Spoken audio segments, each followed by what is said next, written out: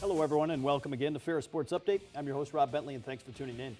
On today's show, we'll talk Bulldog Hockey, we'll recap some of the marketing efforts at Ferris State University, and we'll touch base with the Bulldog volleyball program. First up, head coach Bob Daniels and Bulldog Hockey. And Coach, welcome back to the show. Good to be here, Rob.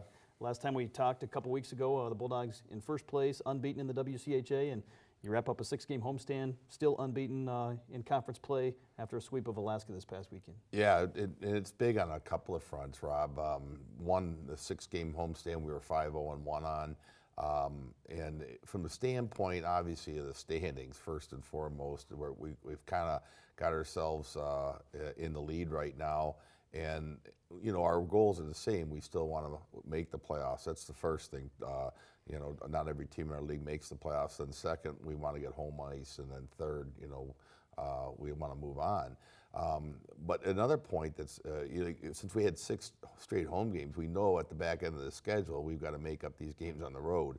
And so you got to win while you're at home. I mean, we're currently 2-0 in the WCHA on the road, but, you know, things are going to get tougher and it's not going to get easier. And so while we were at home, we really wanted, you know, ideally, I was, you know, I wouldn't have said 5-0-1, but ideally we wanted to make sure we made as much ground as we could while we were playing in front of our crowd. A 9-game unbeaten streak right now, the nation's longest, ranked in the top 10 in the country here in some of the polls this week. Certainly you got to be pleased with where you're at in terms of the great start you've had to the season. Yeah, I really am, and you know, you got to get some breaks along the way, and we've gotten our share. The one on like a Friday night's game, for instance, we did not play well. Now, I shouldn't call it a break because C.J. Mott played exceptionally well, and he's part of the team, but we really relied on him heavy in that game. And so while our record's good, there's still, you know, I can see some issues that we're going to have to address as time goes on. As we go to the highlights of Friday's game, quick start both nights for the Bulldogs. You jump out in front early and then are able to hold off Alaska down the stretch. Different feel both nights. The highlights we're watching right now, certainly the games were really, really physical.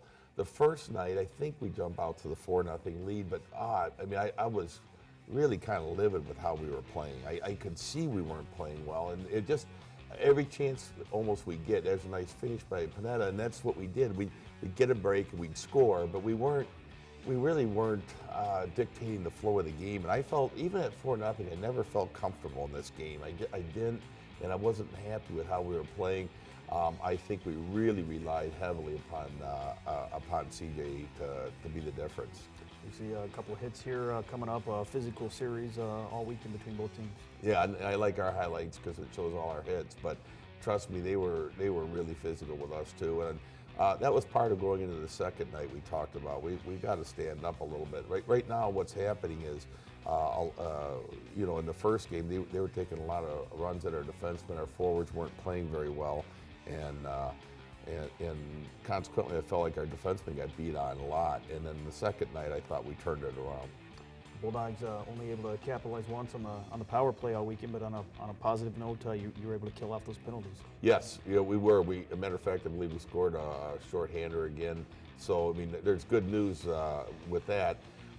The difference between the two nights, Friday versus Saturday, in Saturday's game, we're going to see two where they're going to come back. We jump out to a 3-0 lead, and they come back and tie it 3-3. But the big difference there is we were playing so well, and it wasn't, even when they came back and tied it, I wasn't too nervous about it, just because I felt, boy, even if we lost the game, I said I'll feel better about tonight's contest than I did last night, just because we were performing well. Alaska able to cut it to 4-3. Then the Bulldogs will get the empty net goal here coming up from Kenny Babinski. Nice to see some of your younger players really step into the scoring column on Friday night. Yeah, it is. And realistically, this line here with Babinski setting Robertson on the left side and McDowell on the right, that's 2 sophomore freshmen. That was our best line all weekend. Now, they were the one line that showed up on Friday night, and they each scored a goal that night. But it's beyond that. They played hard. They played well. And so that was the one shining light coming out of that game, was the play of that line.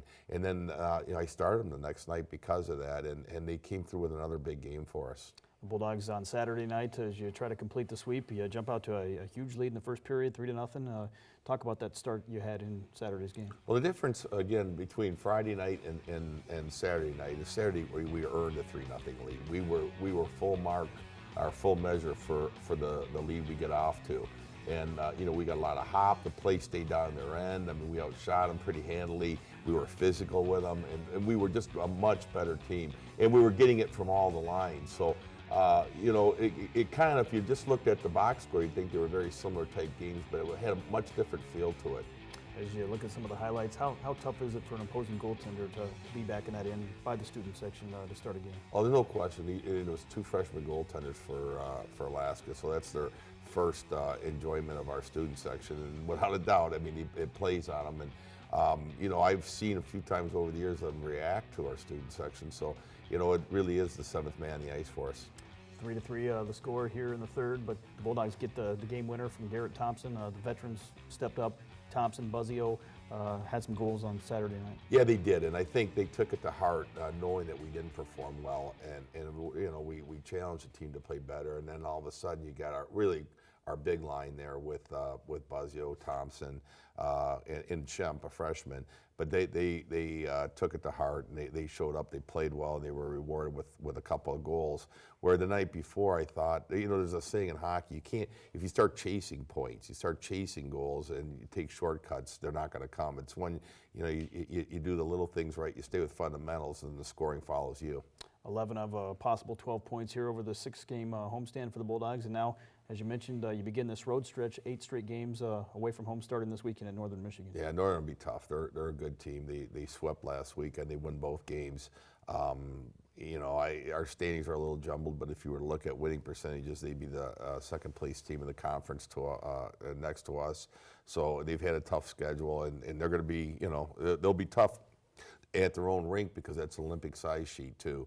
And so it's a little, for those at home that don't know, Olympic size rink is 15 feet wider than a standard NHL size rink. So it changes the game. It becomes a different kind of hockey game, and we'll see how we adapt to that. Over the years, had some great matchups with the Wildcats, 4th straight year, although you've had to travel to Marquette to face them at the Barrie Event Center. Yeah, we've been there, and we'll get them back at our rink, I believe that yet this year, but we've been up there quite a number of times. We've had some success there. We've won over the years, but it's a difficult place to play. They've got a very good team, and Walt Kyle, their longtime coach there, has done an exceptional job. Next home series not until here the first weekend of January.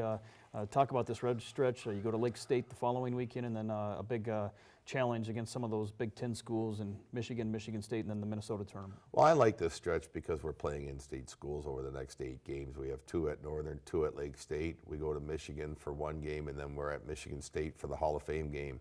And when we come back after, then we'll go on holidays, and then we come back after Christmas break. We play at the University of Minnesota tournament. So we're going to have kind of a Big Ten flavor to our schedule through the holiday break, and we welcome that, and welcome the opportunity to play some of the other teams in the country. Well, Coach, congratulations again on the great stretch here at home. Best of luck to the Bulldogs as you head to the road. Thanks, Rob. We'll be back with more Ferris Sports Update right after this.